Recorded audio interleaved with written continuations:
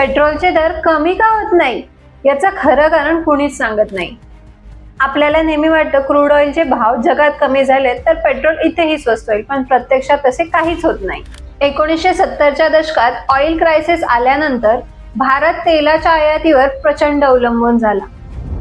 आजही भारत 85% पेक्षा जास्त क्रूड ऑइल आयात करतो.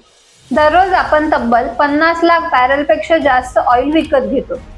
पण खरी गोष्ट अशी आहे की भारतात पेट्रोलच्या किमतीत फक्त तेलाचा भाव नसतो, त्यात रिफायनिंग, ट्रान्सपोर्ट आणि सर्वात मोठा हिस्सा म्हणजे टॅक्सचा देखील असतो.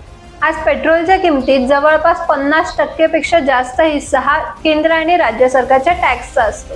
म्हणूनच क्रूड ऑइलचे भाव जगात अर्धे जरी झाले तरी भारतात पेट्रोल काही पैशांनीच कमी होते. म्हणजेच पेट्रोलचे दर हे भारतात खऱ्या अर्थाने कधीच खाली येत नाही, कारण त्यामागे इतिहास, आयात आणि टॅक्सचं जाळं दडलं आहे.